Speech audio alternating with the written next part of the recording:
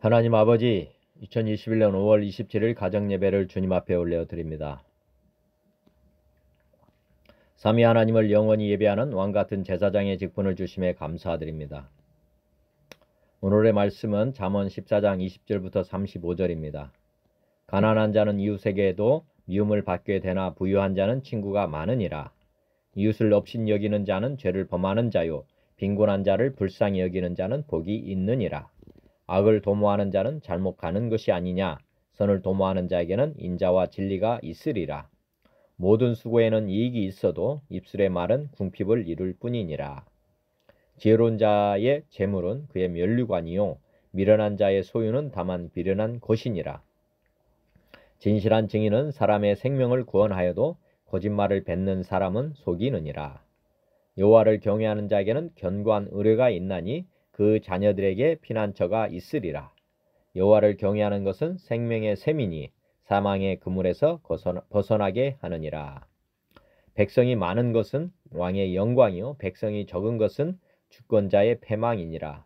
노하기를 더디하는 자는 크게 명철하여도 마음이 조급한 자는 어리석음을 나타내느니라. 평안한 마음은 육신의 생명이나 시기는 뼈를 썩게 하느니라. 가난한 사람을 학대하는 자는 그를 지으신 이를 멸시하는 자요, 궁핍한 사람을 불쌍히 여기는 자는 주를 공경하는 자니라. 악인은 그의 환난에 엎드려져도 의인은 그의 죽음에도 소망이 있느니라. 지혜는 명철한 자의 마음에 머물거니와 미련한 자의 속에 있는 것은 나타나느니라. 공의는 나라를 영화롭게 하고 죄는 백성을 욕되게 하느니라. 슬기롭게 행하는 신하는 왕에게 은총을 입고 욕을 끼치는 신하는 그의 진노를 당하느니라. 다시 한번 말씀 봉독합니다. 가난한 자는 이웃에게도 미움을 받게 되나 부유한 자는 친구가 많으니라. 이웃을 엽신 여기는 자는 죄를 범하는 자요, 빈곤한 자를 불쌍히 여기는 자는 복이 있느니라. 복 있는 자니라. 악을 도모하는 자는 잘못 가는 것이 아니냐. 선을 도모하는 자에게는 인자와 진리가 있으리라. 모든 수고에는 이익이 있어도 입술의 말은 궁핍을 이룰 뿐이니라. 지혜로운 자의 재물은 그의 면류관이요, 미련한 자의 소유는 다만 미련한 것이니라. 진실한 증인은 사람의 생명을 구원하여도 거짓말을 뱉는 사람은 속이느니라. 여호와를 경외하는 자에게는 견고한 의뢰가 있나니 그 자녀들에게 피난처가 있으리라. 여호와를 경외하는 것은 생명의 샘이니 사망의 그물에서 벗어나게 하느니라. 백성이 많은 것은 왕의 영광이요, 백성이 적은 것은 주권자의 패망이니라. 노하기를 더디하는 자는 크게 명철하여도 마음이 조급한 자는 어리석음을 나타내느니라. 평온한 마음은 육신의 생명이나 시기는 뼈를 썩게 하느니라. 가난한 사람을 학대하는 자는 그를 지으신 이를 멸시하는 자요, 궁핍한 사람을 불쌍히 여기는 자는 주를 공경하는 자니라. 악인은 그의 환난에 엎드려져도 의인은 그의 죽음에도 소망이 있느니라. 지혜는 명철한 자의 마음에 머물거니와 미련한 자의 속에 있는 것은 나타나느니라. 공의는 나라를 영화롭게 하고 죄는 백성을 욕되게 하느니라. 슬기롭게 행하는 신하는 왕에게 은총을 입고 욕을 끼치는 신하는 그의 진노를 당하느니라. 찬송가 79장 주 하나님 지으신 모든 세계. 주 하나님 지으신 모든 세계, 내 마음 속에 그리워볼 때 하늘의 별 울려 퍼지는 내 성, 주님의 권능 우주에 찾네. 주님의 높고 위대하심을 내 영혼이 찬양하네. 주님의 높고 위대하심을 내 영혼이 찬양하네.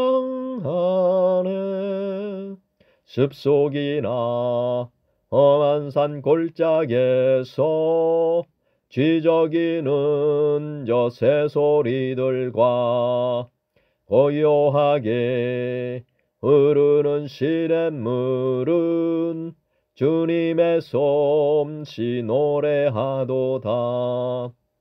주님의 높고 위대하심을 내 영혼이 찬양하네. 주님의 높고 높고 위대하심을 내 영혼이 찬양하네.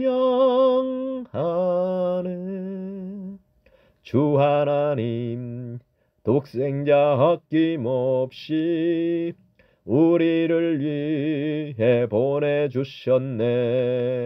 십자가에 피 흘려 죽으신 주, 내 모든 죄를 대속하셨네. 주님의 높고 위대하심을 내 영혼이 찬양하네. 주님의 높고 위대하심을 내 영혼이 찬양하네. 내 주 예수 세상에 다시 올 때 저 천국으로 날 인도하리. 나 겸손히 엎드려 경배하며 영원히 주를 찬양하리라. 주님의 높고 위대하심을 내 영혼이 찬양하네. 주님의 높고 위대하심을 내 영혼이 찬양하네.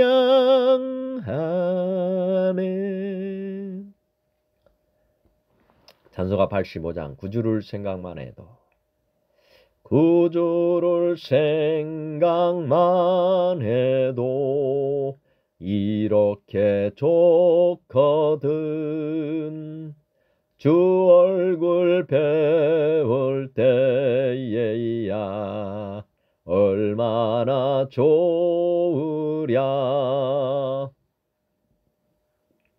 만민의 구주 예수의 귀하신 이름은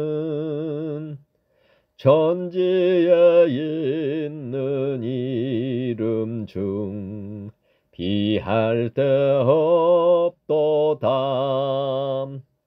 자매게 하는 자에게 소망이 되시고, 구하고 찾는 자에게 기쁨이 되신다. 예수의 넓은 사랑을 어찌 다 말하랴. 주 사랑 받은 사람만 그 사랑 알도다. 사랑의 구주 예수여 내 기쁨 되시고, 이제로부터 영원히 영광이 되소서. 아멘. 찬송가 86장 내가 늘 의지하는 예수. 내가 늘 의지하는 예수, 나의 상처 입은 심령을 불쌍하게 여기사 위로하여 주시니, 미쁘신 나의 좋은 친구. 내가 의지하는 예수, 나의 사모하는 친구. 나의 기도 들으사 응답하여 주시니, 미쁘신 나의 좋은 친구.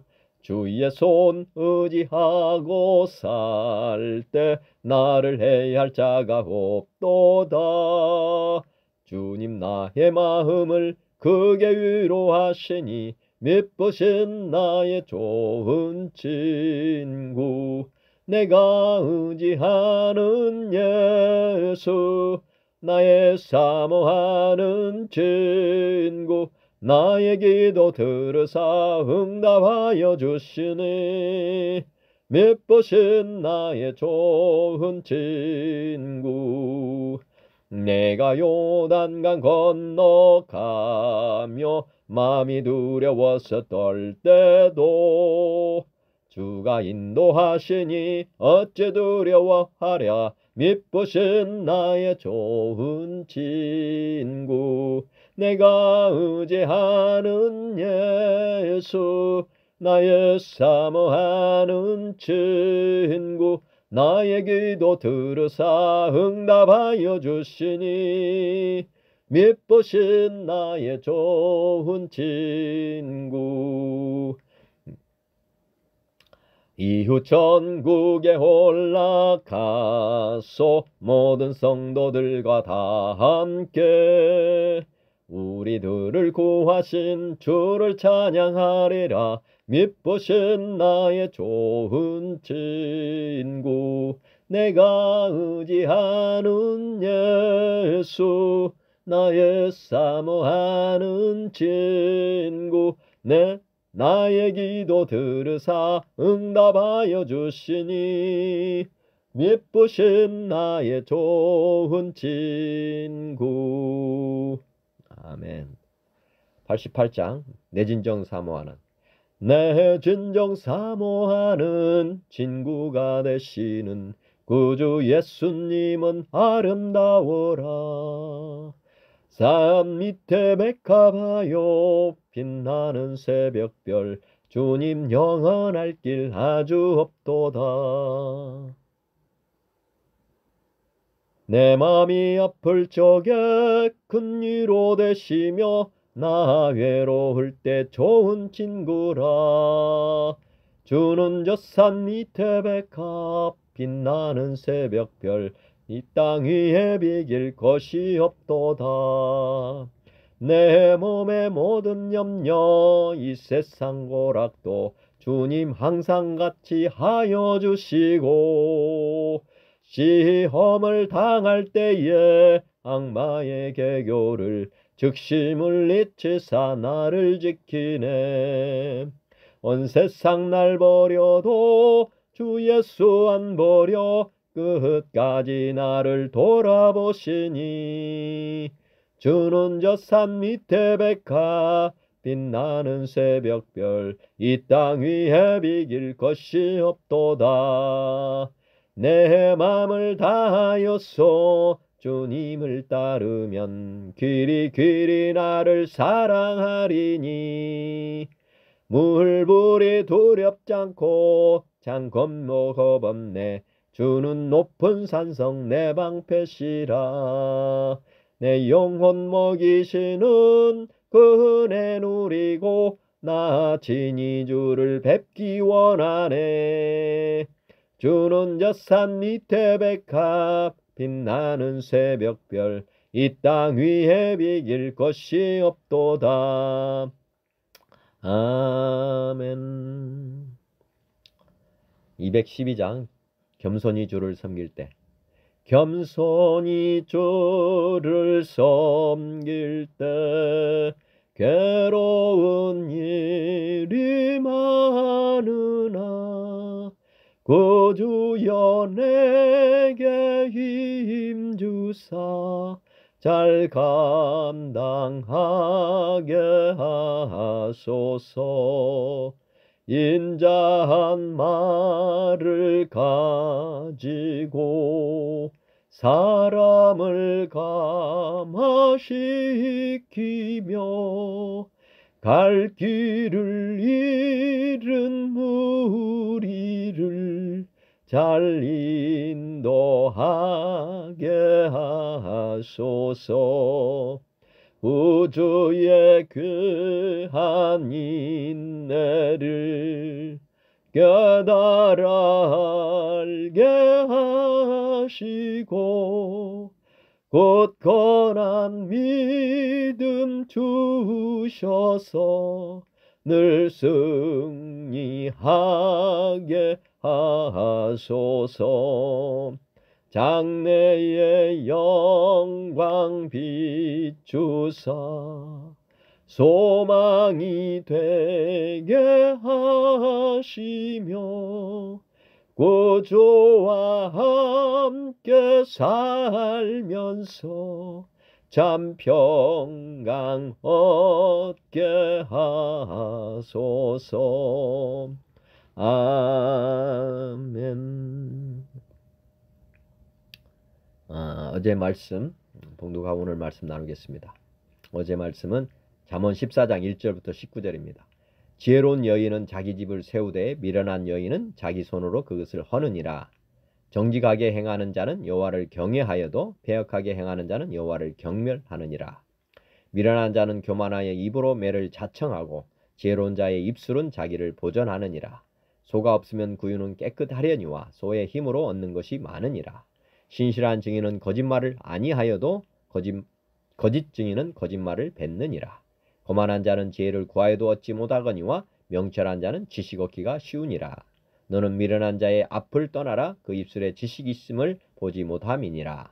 슬기로운 자의 지혜는 자기의 길을 아는 것이라도 미련한 자의 어리석음은 속이는 것이니라. 미련한 자는 죄를 심상히 여겨도 정직한 자 중에는 은혜가 있느니라. 마음의 고통은 자기가 알고 마음의 즐거움은 타인이 참여하지 못하느니라. 악한 자의 집은 망하겠고 정직한 자의 장막은 흥하리라. 어떤 길은 사람이 보기에 바르나 필경은 사망의 길이니라. 웃을 때에도 마음에 슬픔이 있고 즐거움의 끝에도 근심이 있느니라. 마음이 굽은 자는 자기 행위로 봉이 가득하겠고 선한 사람도 자기 행위로 그러하리라. 어리석은 자는 온갖 말을 믿으나 슬기로운 자는 자기 행동을 삼가느니라. 지혜로운 자는 두려워하여 악을 떠나나 어리석은 자는 방자하여 스스로 믿느니라. 노하기를 속히 하는 자는 어리석은 일을 행하고 악한 계교를 꾀하는 자는 미움을 받느니라. 어리석은 자는 어리석음으로 기업을 삼아도 슬기로운 자는 지식으로 멸관을 삼느니라.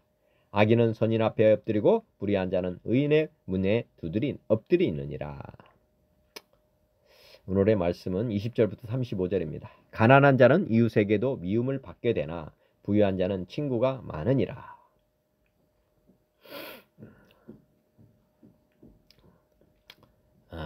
구약에서는 철저하게 인본주의적 관점에서 이 성경이 기술되었습니다. 그래서 가난한 자는 이웃에게도 미움을 받게 된다.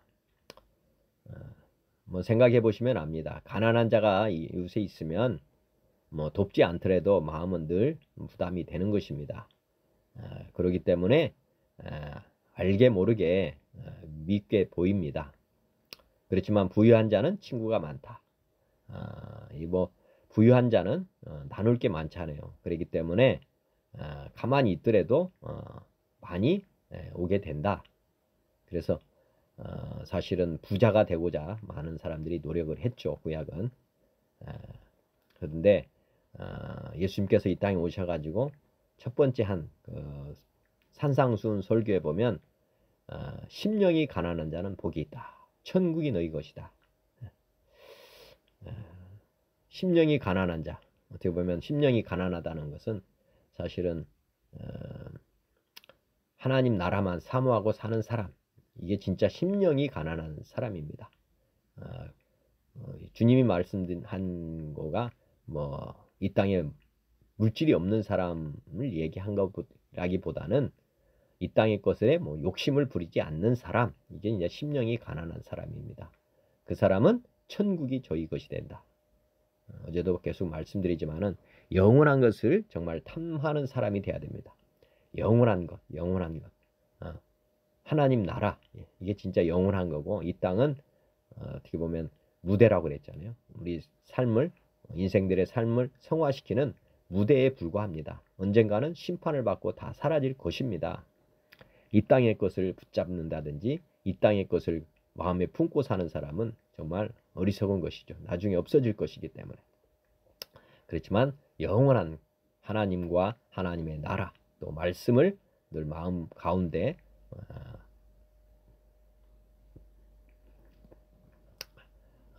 어떻게 보면 마음에 품고 사는 사람은 정말 지혜로운 사람이고 정말 부유한 자입니다. 정말 부유한 자는 하나님을 소유한 자다. 한번 생각해 보시면 좋겠습니다. 이웃을 엽신 여기는 자는 죄를 범하는 자요 빈곤한 자를 불쌍히 여기는 자는 복이 있느니라.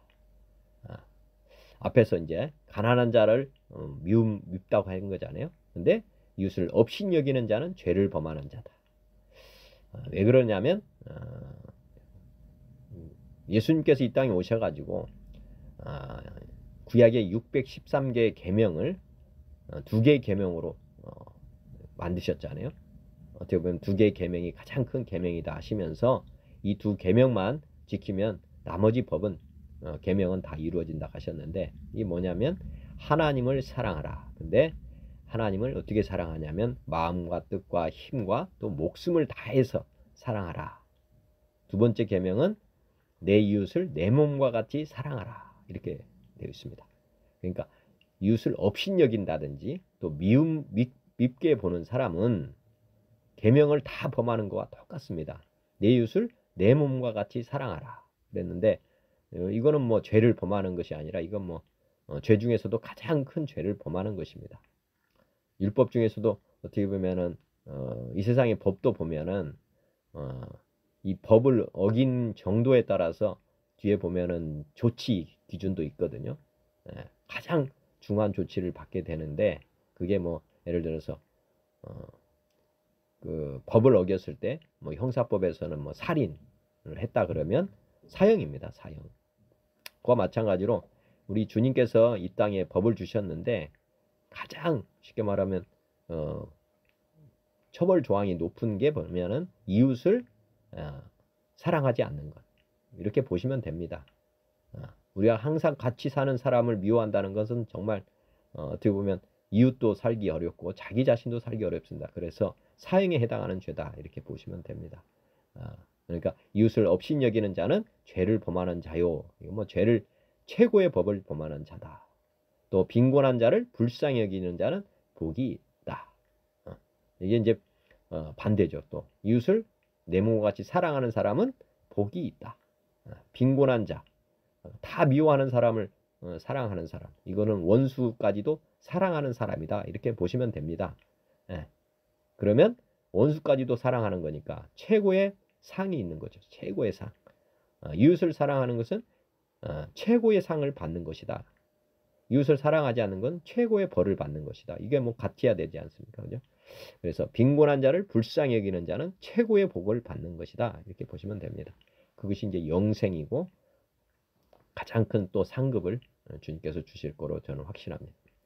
악을 도모하는 자는 잘못 가는 것이 아니냐. 선을 도모하는 자에게는 인자와 진리가 있으리라. 도모, 항상 마음에 무엇을 품고 사느냐. 악을 마음에 품고 산다. 악한 것을 늘 생각한다. 그러면 결국에는 그게 실현이 되면서 잘못 가는 것이겠죠. 마찬가지로 항상 선한 것만 생각하는 사람, 그 사람도 마찬가지로 선한 것이 나올 것입니다. 그러면 결국에는 인자와 진리가 있으리라. 즉 우리가 하나님도 믿고 또 말씀도 믿게 된다. 그래서 영생을 얻게 된다. 이렇게 보시면 되겠습니다. 악을 도모하는 사람은 결국 잘못 가는 길인데 그 길이 지옥 가는 길이고, 선을 도모하는 자에게는 인자와 진리가 있다. 즉 하나님 나라로 간다.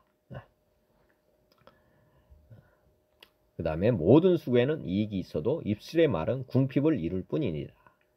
모든 수고에는 이익이 있어도 입술의 말은 궁핍을 이룰 뿐이다. 수고에는 뭐 대가가 따라온다. 이런 말씀입니다. 콩 심은 데 콩 나고 팥 심은 데 팥 난다. 뭐 이거 반드시 이런 법칙에 의해서 세상은 돌아간다는 말씀이고요. 입술의 말은 궁핍을 이룰 뿐이다. 입술의 말, 즉 거짓말이라고 보면 될 것 같아요. 그러면 뭐 수고는 하지 않고 말로만 하는 것, 이게 이제 언행 일치가 안 되는 그런 것이죠. 그러면 이건 궁핍을 이룬다. 수고하지 않고 입술 말로만 하는 것, 손 까딱하지 않고 하는 것, 이런 것들은 궁핍을 이룰 뿐이다. 이렇게 보시면 되겠고, 지혜로운 자의 재물은 그의 면류관이요 미련한 자의 소유는 다만 미련한 것이다. 지혜로운 자의 재물은, 지혜로운 사람이 가진 재물은 그가 나중에 이제 이 재물을 통해서 더 많은 것을 얻게 됩니다. 예를 들어서 지혜로운 자 그러면 뭐 믿는 자의 재물은 면류관이다.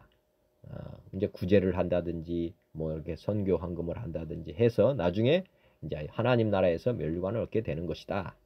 그렇지만은 미련한 자의 재물은 미련한 것이다. 그 말은 믿지 않는 사람들의 재물은 결국에는 뭐 마약 중독, 술 중독, 뭐 이 땅의 것들을 막 얻는데 막 쓰잖아요. 그래서 로또 복권 당첨된 사람들이 보면은 결국은 자기 인생을 다 망쳐버립니다. 이게 하나님을 어떻게 보면 섬기지 않고 재물을 섬기는 사람들의 말로는 정말 미련하게 끝나게 된다. 그래서 재물을 붙잡기 전에 하나님을 붙잡아야 된다. 하나님을 섬겨야 된다. 그래야만 재물을 다스릴 수 있다. 이렇게 보시면 됩니다. 그렇지 않고 하나님을 먼저 경외하고 섬기고 사랑하고 이렇게 하지 않고 재물을 먼저 어떻게 보면 사랑하고 뭐 이렇게 되면 이건 뭐 재물에 의해서 그냥 인생이 망가지는 것이고 재물을 다스릴 수가 없다. 이렇게 보시면 됩니다. 그러니까 재물이 주관하는 사람이 될 것이냐, 하나님은 하나님이 주관하는 사람이 될 것이냐 생각해 보시면 좋습니다. 그래서 항상 본전은 하나님을 먼저 붙잡아야 된다. 그 안에 재물도 따라오고 또 재물을 또 아까 했듯이 능력도 또 다스리는 것도 다 주님께서 이제 우리 마음 가운데 주인이 되실 때만 이게 유익한 것이고 그렇지 않으면 아주 미련한 것이 된다는 것이죠. 그 다음에 진실한 증인은 사람의 생명을 구원하여도 거짓말을 뱉는 사람은 속이느니라. 진실한 증인은 생명을 구원한다. 진실한 증인들이 신약에서 보면은 예수님의 죽으심과 부활을 목격한 주님의 제자들, 이 사람들이 지금까지 복음을 계속 회개하고 복음을 믿어라. 우리 주님이 살아나셨다. 지금 살아 계시다. 그분을 주인으로 모셔라. 이렇게 이제 복음을 전파한 거 아닙니까? 그래서 지금 저 같은 사람도 이제 영생을 얻게 되었습니다. 생명을 얻게 된 것이죠. 죽은 자가 주님으로 말미암아 다시 살아난 것입니다.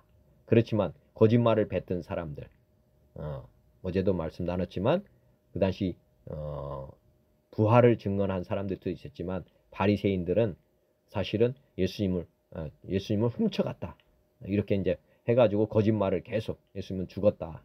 그거를 이제 또 전파를 해가지고 유대인들이 지금도 속고 있는 것입니다. 그 거짓말에 속아서 지금도 예수님을 부활하신 예수님을 믿지 못하고 있는 거짓말을 뱉는 사람들, 하나님은 예수님을 믿지 않는 사람들은 기본적으로 마귀의 어떻게 보면 지배 아래 있고 마귀는 거짓말하는 천사입니다. 그렇게 보시면 됩니다. 그래서 미혹시키고 거짓말시키고 막 하는데 하여튼 그 밑에 있으면 뭐 거짓말을 하게 되는 것이고 26절 여호와를 경외하는 자에게는 견고한 의뢰가 있나니 그의 자녀에게 피난처가 있으리라. 여호와를 경외하는 자에게는 견고한 의뢰가 있으니 신약에 보면은 주 예수를 믿으라 그리하면 너와 내 가정이 구원을 받는다 이렇게 말씀합니다. 마찬가지로 지금 구약에 여호와를 경외하는 자, 섬기는 자 이렇게 보시면 되겠습니다. 견고한 어떻게 보면 터가 생긴다. 그래서 자녀들에게 피난처가 생긴다. 즉 신앙이 어떻게 보면 전수가 된다. 이렇게 된다고 보시면 되겠습니다. 가정 공동체가 먼저 구원된다 그랬잖아요. 우리 주님께서 하나님을 경외하는 사람을 통해서 그 가정 공동체가 구원받게 한다. 이게 보시면 그 자녀들에게 진짜 안전한 피난처를 주고 싶다면 하나님을 먼저 믿기 바랍니다. 저도 온전히 지금 하나님만 믿는 이유는 제가 잘 믿을 때 우리 자녀들에게 피난처가 있겠다고 하는 이 약속의 말씀을 믿기 때문에 그렇습니다. 한 사람이 그 가정을 다 구원할 수 있다는 믿음을 가지시고 한 사람의 믿음 온전하게 세울 때 또 가정도 구원하고 또 저번에 소돔과 고모라 멸망할 때 의인 10명이 없어서 망한 거잖아요. 그래서 그 의인이 이 땅에 많을 때 또 지역도 구원할 수 있다는 믿음을 가지시면 좋겠습니다. 여호와를 경외하는 것은 생명의 샘이니 사망의 그물에서 벗어나게 한다. 여하튼 이 땅에서 하나님만 섬기는 사람들, 하나님을 최우선으로 섬기는 사람들, 그 사람이 복의 근원이 된다는 것. 왜냐하면 그 안에 하나님이 계시거든요. 그래서 생명의 샘이 됩니다. 복의 근원도 되고요. 하여튼 하나님이 우리 안에 거하시는 처소가 된다 할 때 최고의 축복 아닙니까? 개인에게도. 그리고 그 사람이 있는 곳은 정말 복의 근원이 되는 것입니다. 제가 하나님을 제대로 섬길 때 우리 가정이 산다고 그랬고, 그다음에 직장에서도 제가 생명의 샘이 되는 거 아닙니까? 하나님이 거하시는 처소가 있기 때문에. 그래서 거룩한 사랑을 하는 사람, 거룩한 처소로 정말 하나님만 사모하고 하나님만 경외하는 이 사람이 정말 온 세상을 구원하는 것입니다. 왜냐하면 하나님이 그 안에 거하시기 때문에. 그래서 그 사람을 통해서 하나님의 사랑이 뭐 어떻게 보면 샘에서 넘치면 강이 될 거 아닙니까? 강이 되고 그 강이 바다가 되고 이렇게 되는 것입니다. 하나님이 그런 사람이 곳곳에 있을 때 이 세상은 정말 생명이 넘치는 그런 어떻게 보면 어떻게 보면 광야가 아니라 정말 어떻게 보면 광야가 변해서 정말 숲이 되는 것입니다. 이거는 사람이 그렇게 할 수 있다는 거죠. 하나님을 믿는 사람이 있을 때 그것이 이루어진다는 거죠. 그래서 사망의 그물에서 벗어나게 한다. 마찬가지입니다. 이런 사람들이 많아지면은 그냥 사망의 그물, 소돔과 고모라 지역 같은 경우도 이제 변해되고, 또 니느웨 요나가 가서 막 선포해라고 했을 때 니느웨가 이제 변해돼 버리고, 이런 것처럼 이 지역 사회도 우리 하나님을 경외하는 사람들이 넘쳐날 때 세상은 가장 행복하고 아름다운 곳으로 변해될 것이다. 믿으시면 되겠습니다. 28절 백성이 많은 것은 왕의 영광이요 백성이 적은 것은 주권자의 패망이니라. 뭐 당연한 말씀입니다. 나라라고 하는 것은 세 가지 요소잖아요. 하나님 주권자가 있어야 되고, 그 다음에 백성이 있어야 되고, 영토가 있어야 됩니다. 그런데 백성이 없으면 나라라고 할 수가 없는 것입니다. 백성이 많으면 많을수록 어떻게 보면 이제 그 힘이 강대해지니까 그거는 왕에게 영광이죠. 주권자에게 아주 큰 기쁨입니다. 근데 백성이 적은 것은 주권자의 어떻게 패망이다. 요즘 자녀를 많이 출산하지 않고, 저도 뭐 둘 자녀밖에 두지 않았지만은 정말 백성이 많은 것, 우리 가족이 많은 것, 가정에 이거는 정말 키울 때는 어렵지만은 나중에 보면은 부모의 영광이 되는 것입니다. 우리는 믿는 사람들은 사실 육적인 자녀보다는 영적인 자녀를 많이 두는 것이 좋죠. 그래서 복음을 전거하고 또 제자 양육을 하고 이렇게 해서 주님의 백성을 많이 세우는 것, 그것이 하나님 나라가 커지는 것이고 또 하나님께 영광이 된다. 또 이렇게 또 보실 필요가 있습니다. 이 땅에 보이는 나라만 보지 마시고 보이지 않는 하나님의 나라, 하나님의 나라도 똑같습니다. 하나님이 왕이시고 그 다음에 우리는 하나님의 백성이 되고 그다음에 하나님 나라도 영토가 있습니다. 그래서 빛과 어둠의 싸움이 지금 현재 일어나고 있는데, 우리 믿음의 사람이 많아지면 많아질수록, 아까 여호와를 경외하는 것이 생명의 샘이다 했는데, 이게 뭐 생명의 샘이라는 게 하나님 나라가 확장이 되는 것입니다. 빛의 세상이 더 강해지면 어둠이 물러나게 되어 있습니다. 지금은 빛과 어둠의 나라가 지금 싸우고 있는 영적 전쟁의 시점입니다. 그렇기 때문에 우리가 하나님의 나라의 백성들, 믿는 사람들이 많아지도록 우리가 힘써야 됩니다. 그리고 지금 포로로 잡혀있는 많은 사람들이 있습니다. 마귀에게. 그 사람들을 우리가 믿음으로 구출을 해야 됩니다. 항상 저도 영적으로 항상 깨어 있으려고 하는 것도 어떻게 하면 복음을 전해서 믿는 사람이 되게 할까, 그리고 믿음이 적은 사람은 어떻게 하면 믿음을 더 크게 키울 수 있을까, 항상 그런 마음을 가지고 복음을 전하고 있는 것입니다. 29절 노하기를 더디하는 자는 크게 명철하여도 마음이 조급한 자는 어리석음을 나타내느니라. 노하기를 더디한다. 이게 보면은 이게 노하기를 더디하는 자는 명철하다. 이게 분노를 냈을 때 보면은 걷잡을 수 없는 실수가 많이 나옵니다. 그리고 아까 말씀드렸지만 사랑이잖아요. 사랑으로 하는 것 아닌 모든 것들은 사실은 어리석은 것입니다. 싸움을 한다는 것, 이거는 사랑과 반대되는 것이기 때문에 가급적이면 말을 하지 않는 것이 좋습니다.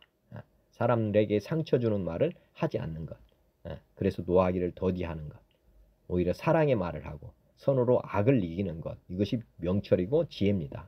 그렇지만 마음이 조급한 자는 아까 했듯이 조급해서 막 분노를 막 표출하고 말로 막 하는 사람들, 이런 사람들은 나중에 보면 지금까지 쌓았던 모든 공동탑이 다 무너져 버리는 것입니다. 저도 그래서 항상 제가 말씀을 항상 시인합니다. 나는 주님 안에서 죽었다. 그리고 저를 항상 부인합니다. 그리고 이런 상처받는 말을 받았을 때, 자존심 상하는 말을 받았을 때 감사하다고 받습니다. 왜냐하면 제가 어차피 죽어야 되는데, 그게 뭐냐면 자존감을 깨는 거거든요. 자아가 깨진다는 것은 자존감을 깨는 것이나 똑같습니다. 예. 내가 살았다고 하는 것이 지금 나타난 거거든요. 노하긴, 분노가 나왔다는 건 아직 내 옛사람이 지금 살아있다는 뜻입니다. 죽은 사람은 무덤에 가보세요. 아무도 일어나지 않습니다. 아무리 무슨 말을 해도 죽은 사람은 말이 없거든요. 그지만 이렇게 뭐 자존감을 상하는 말, 칭찬보다는 어떻게 보면 훈계 뭐 이렇게 했을 때 이 분노가 탁 나오면, 아, 내가 아직도 살아있구나. 옛사람이 아직도 살아있구나. 그것을 깨닫고 감사함으로 받으면, 그러면 분노가 나오질 않습니다. 그래서 실수도 나오지도 않고 감사하죠. 왜냐하면 옛사람은 완전히 죽어서 아무 말을 못 해야 되는데, 이렇게 노함이라든지 뭐 조급하다든지 이런 것들은 옛사람의 어떻게 보면 잔재입니다. 그렇기 때문에 이런 것들이 나왔을 때는 이렇게 해주신 것, 모든 것이 협력의 선을 이루어 갑니다. 그것은 뭐냐면 우리를 성화시켜 가는데, 우리 자신을 어떻게 보면 부인하고 십자가를 메고 따라가야 되는데, 이런 것이 잘 안 될 때 주위 사람들이 협력해 가지고 그것을 자꾸 드러내는 것입니다. 내가 아직도 숨어 있으면 나와야 될 거 아니에요. 바퀴벌레가 있으면 어떻게든 찾아내야 되는 겁니다. 마찬가지로 우리 안에 이런 옛사람의 잔재가 계속 있기 때문에, 육신의 종욕, 안목의 종욕, 이생의 자랑 뭐 이런 것들을 우리 안에는 알게 모르게 지금 남아 있습니다. 근데 어떤 기회에 이렇게 탁 나오게 되거든요. 그때 이제 우리가 그것을 발견하게 됐을 때 감사함으로 회개하면 됩니다. 아직도 내가 버리지 못한 것이 있구나. 그리고 그걸 버리면 됩니다. 계속해서 버리고 가야 우리가 이제 하나님만 우리 안에 정금같이 남는다. 우리 하나님만 우리의 주인이 되고, 우리 하나님만 계실 때 아까 복의 근원이 되고 생명의 샘이 되는 것이지, 나와 그 하나님이 같이 있을 때는 이게 생명의 샘이 되지 못합니다. 그러니까 완전히 성화된다고 하는 것, 우리가 인생의 목표로 가지고 가야 됩니다. 나는 죽고 주님으로 산다. 이게 항상 우리의 신앙 고백이어야 됩니다. 30절, 평온한 마음은 육신의 생명이나 시기는 뼈를 썩게 한다. 아까 말씀드렸지만은 근심 염려는 결국에는 잠을 설치게 되고 스트레스가 되고, 그래서 나중에 보면 면역이 떨어지고, 그래서 병이 들린 것입니다. 그래서 예수님이 첫 번째 이 땅에 오셔가지고 우리 복음을 전하는 제자들에게 평안이 있으라 이렇게 전했지 않습니까? 모든 사람들은 자기가 주인이 돼서 가기 때문에 수고하고 무거운 짐을 지고 가요. 죄짐이죠. 그것도 가장 무거운 짐, 죄짐.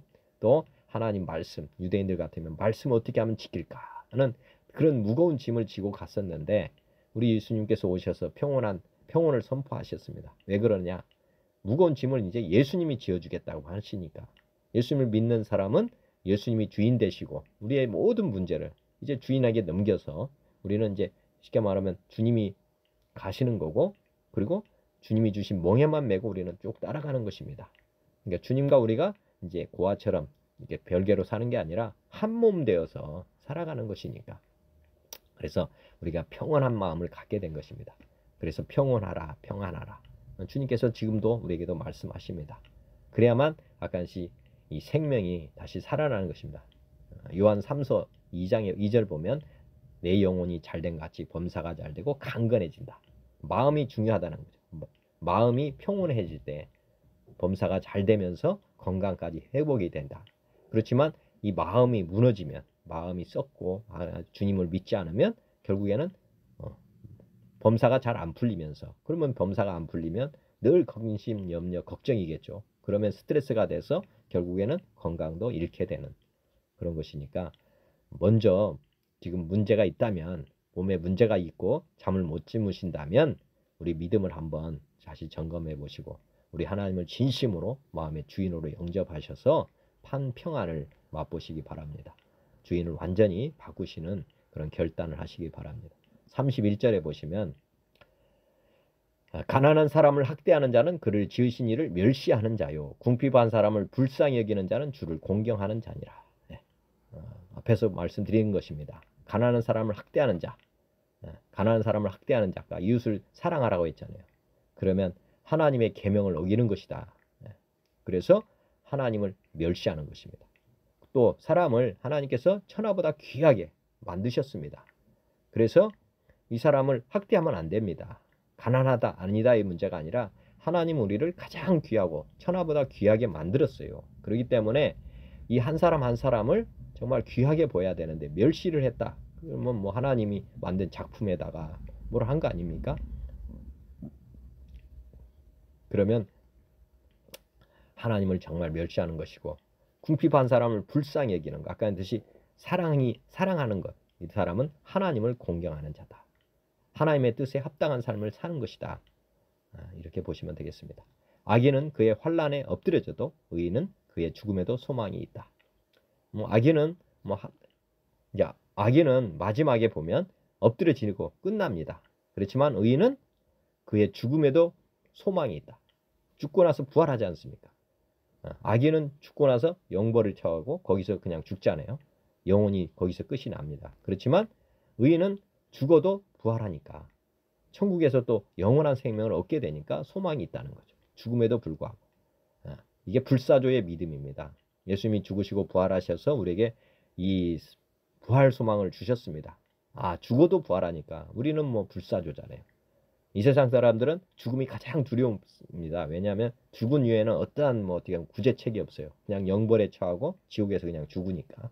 근데 이 땅에서 그러니까 죽음을 두려워하는 사람들인데 이 죽음을 이기는 길은 다른 길이 아니라 예수님을 믿을 때만 죽음에서 이렇게 자유케 됩니다. 사망 권세에서 해방이 되는 것입니다. 마귀의 권세, 그 마귀가 권세를 주는데 그게 사망입니다. 예를 들어서 강도가 딱 나타났을 때 죽을래 이랬을 때 보통 사람들은 살려주세요. 그렇게 바로 나옵니다. 왜냐? 죽음의 고통이, 죽음의 두려움이 가장 크거든요. 그러니까 살기 위해서 모든 걸 합니다. 그러면 그 마귀의 종이 되는 것입니다. 그리고 나중에 보면 다 뺏겨요. 결국에는 다 뺏기는데 그 잠깐의 그 두려움 때문에 그냥 엎드린 거거든요. 반대로 강도가 딱 나타나서 너 죽을래 했을 때 그래 죽여라 이러면 마귀가 그 강도가 그렇게 나오면 두려움이 임합니다. 그리고 그렇게 했을 때 오히려 강도가 도망가는. 왜 그러냐면 죽기로 싸우는 사람을 이길 사람은 없습니다. 죽여라 그러고 덤비는데 누가 이길 수 있겠어요?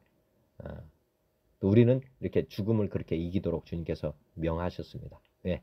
죽은 이후에 부활이 있으니까. 의인은 그래서 순교자들이 나오는 것입니다. 12제자 중에 11명이 다 순교했습니다. 죽을래 했을 때 죽겠다 이렇게 하는 거죠. 그래서 다 나중에 보면 다 부활하시고 나중에 이제 부활 소망을 다 이룰 것입니다. 우리는 그런 믿음으로 그래서 주님 앞에 부인하지 않는 것은 이 사망 권세를 이긴 사람만 순교를 할 수 있는 것입니다.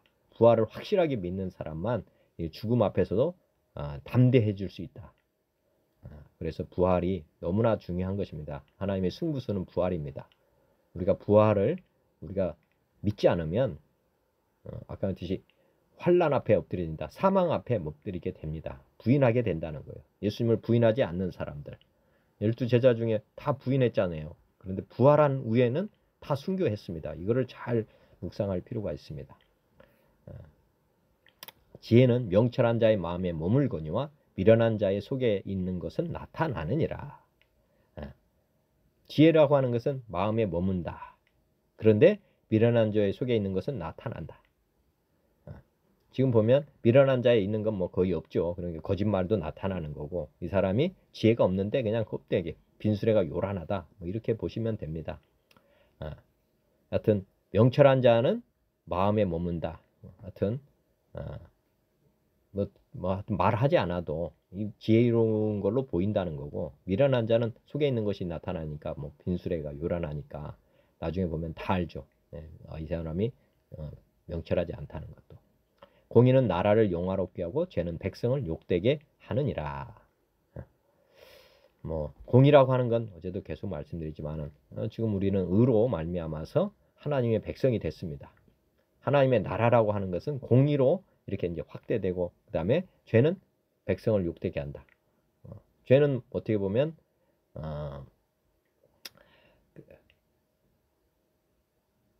공의는 나라를 영화롭게 어떻게 보면 더 풍성하게 한다는 거고 죄는 백성을 다 교도소로 다 집어넣으니까 결국에는 추한 나라가 되는 거고, 그래서 의인이 많은 세상이 돼야 된다는 걸 지금 말씀하고 있는 것으로 보입니다. 슬기롭게 행하는 신하는 왕에게 은총을 입고 욕을 끼치는 신하는 그의 진노를 당한다. 이것도 당연한 말씀입니다. 슬기롭게 행하는 신하는 왕에게 은총을 입는 것이고, 욕을 끼치는 신하는 반드시 심판을 받아야 되겠죠. 우리는 지금 하나님을 왕으로 모시고 있습니다. 그래서 하나님을 왕으로 모신 믿음의 사람들도 슬기롭게 행해야 된다. 슬기롭게 행하는 것이 이제 복음, 말씀 따라서 사는 것이고요. 말씀 따라 살지 않는 사람들은 결국에는 반드시 하나님께 누가 되는 것이고, 그 다음에 하나님 말씀을 순종하지 않으면 반드시 심판을 받게 되는 것입니다. 오늘 말씀과 관련돼서 한번 요한복음 4장에 보면 예수께서 대답하여 이르시되 내가 만일 하나님의 선물과 또 내게 물 좀 달라 하는 이가 누구인지를 알았더라면 내가 그에게 구하였을 것이요 그가 생수를 너에게 주었으리라.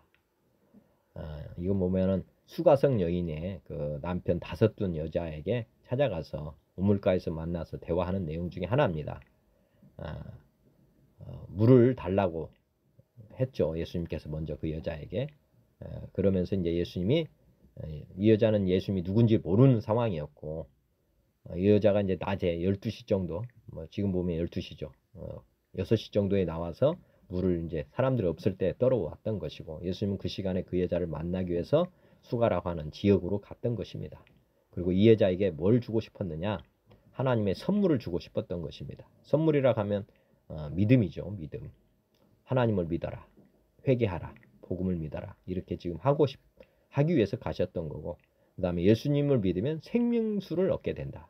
생명의 샘을 얻게 된다는 것을 지금 말씀하고 있는 것입니다. 이 여자는 지금 먹는 물을 지금 구하러 온 것이고, 진짜 중요한 것은 이 여자에게 생수, 영원한 생명수 샘을 지금 필요해서 지금 이 여자가 지금 갈급한 심령을 보시고 가지고 있었기 때문에 주님은 이 여자를 찾아간 것입니다. 그래서 내가 너에게 생수를 주러 왔다. 이렇게 지금 말씀하는 것입니다. 근데 하여튼 하나님이 그 여자를 만난 것 자체가 이제 선물이죠. 왜냐하면 이 여자는 아무것도 모르는 것이고 예수님이 찾아간 것이잖아요. 이 여자를 위해서. 이게 다 선물이고, 또 이 여자에게 생수를 주는 것도 이 여자는 노력한 게 뭐가 있습니까? 그냥 그 마음이 있었죠. 갈급한 심령, 내 영혼 구원해달라는 그런 심령의 소리를 주님이 들으시고 가서 주신 것입니다. 사도행전 2장에도 보면 베드로가 이르되 너희가 회개하여 각각 예수 그리스도의 이름으로 세례를 받고 제사함을 받으라. 그러면 성령의 선물을 받는다. 우리가 회개하고 복음을 믿었을 때 어떤 일이 일어나냐면 성령님을 하나님께서 주신다. 그러니까 회개까지는 우리가 마음을 문을 여는 거죠. 예수님을 마음의 문을 열고 영접하라는 것입니다. 이게 회개라고 하는 것이. 왜냐하면 지금까지 내가 주인으로 살아왔던 것을 이제 돌이키고, 이제 내가 주인이 아니라 창조주 하나님이 저의 주인이십니다. 이제 당신을 마음의 주인으로 모시겠습니다. 그게 이제 회개 기도입니다. 그러면 주님께서 그 마음의 문을 활짝 열었다. 마음의 중심을 보시고 이제 성령님을 보내주신다고 하는 거죠. 우리 마음에. 그러면 우리가 물과 성령으로 거듭나는. 내 하여튼 성령을 받는 것은 선물이라는 거죠. 우리가 무슨 착하게서 착한 사람한테 선물을 주는 게 아니고 믿는 사람에게 그냥 하나님이 선물로 주시는 게 성령님이시다. 그래서 성령의 선물을 받지 못했다면 어떻게 해야 될까요? 하여튼 마음을 정말 진심으로, 아까 사랑하는 거잖아요. 마음과 뜻과 정성, 힘을 다해서, 목숨을 다해서 예수님을 정말 사랑하는 마음으로 그분을 영접하시기 바랍니다. 그러면 하나님은 다 십자가에 죽으셨잖아요. 그렇기 때문에 다 죄사함을 받게 됩니다. 그러면 성령의 선물로 인을 쳐주신다는 거죠. 하나님의 아들로 택함해 준다는 거죠. 사도행전 8장에도 보면 베드로가 이르되 내가 하나님의 선물을 돈 주고 살 줄로 생각하였으니 내 은과 내가 함께 망할지어다. 이제 8장에 보면은 베드로가 가서 복음 전하고 하는데 이게 아마 그 마술사인가 이런 사람이에요. 그래가지고 베드로한테 돈을 주고 나도 이렇게 안수하면 성령이 임하는 걸 나도 좀 할 수 있게 해달라고 이렇게 했다가 그냥 낭패를 당하는 말입니다. 이게 하나님이 주시는 거지 베드로가 주는 것이 아니었거든요. 하나님이 베드로를 통해서 선물들을 각 사람에게 주시는 거였는데 돈 주고 이걸 살려고 생각했으니까 이걸 해가지고 자기도 이게 어떻게 보면 장사하고 싶었던 거예요. 그러니까 이거 얼마나 하나님께 망령된 이 말을 하는 것입니까? 그래서 중간에 내 은과 함께 망해라 이렇게 저주의 말이 베드로 입에서 나갔습니다. 나중에 이제 하나님께서 다시 이 사람 모르고 한 것이니까 용서를 해준 걸로 보입니다. 그러나 여하튼 이 성령을 받는 건 하나님의 선물이다. 믿음 자체도 하나님의 선물이라는 거죠. 11장에 보면 그런즉 하나님이 우리가 주 예수 그리스도를 믿을 때 주신 것과 같은 선물을 그들에게 주셨으니 내가 누구에게 하나님을 능히 맡겠느냐. 사도행전 11장에도 보면은 이제 유대인들에게 먼저 이렇게 성령이 임했습니다. 그런데 이방인에게도 이제 선물을 이제 주는 거예요. 그래서 우리에게도 주신 것과 같이 그들에게도 선물을 그들에게도 주셨다는 거예요. 이방인들에게도 이렇게 선물을 주셨다는 거예요. 그러니까 하나님은 믿는 사람에게는 이방인이든 유대인이든 차별이 없다. 믿는 방식도 똑같다는 거죠. 예수님을 마음의 주인으로 모시는 것. 회개하고 복음을 믿으면 누구든지 이 선물을 받게 된다는 것. 그것을 지금 표현하고 있고요. 로마서 5장에 보면 그러나 이 은사는 그 범죄와 같지 아니하니 곧 한 사람의 범죄를 인하여 많은 사람이 죽었은즉 더욱 하나님의 은혜와 또한 한 사람 예수 그리스도의 은혜로 말미암은 선물은 많은 사람에게 넘쳤다. 또 이 선물은 범죄한 한 사람으로 말미암은 것과 같지 아니하니 심판은 한 사람으로 말미암아 정죄에 이르렀으나 은사는 많은 범죄로 말미암아 의롭다 하심에 이름이니라. 한 사람의 범죄로 말미암아 사망이 그 한 사람을 통하여 왕노로 하였은즉 더욱 은혜와 의의 선물을 넘치게 받는 자들은 한 분 예수 그리스도를 통하여 생명 안에서 왕노로 하리라. 하여튼 우리가 은혜, 의와 선물 다 이게 보면 성령님까지 다 이렇게 보면은 예수 그리스도를 통해서 생명 안에서 다 얻는 것입니다. 믿음으로 말미암아서 다 부가적으로 다 따라오는 것이다. 에베소서 2장에 보면 너희는 그 은혜에 의하여 믿음으로 말미암아 구원을 받았으니 이것은 너에게서 난 것이 아니오 하나님의 선물이다. 믿음도 선물이고 구원도 선물이고 사랑도 선물입니다. 사실은 하나님의 사랑이 우리에게 부음받으잖아요. 하나님이 우리에게 들어오는 건 사랑의 근본, 본체이신 분이 들어오는 것. 복의 근원이신 분이 우리 안에 들어오는 것.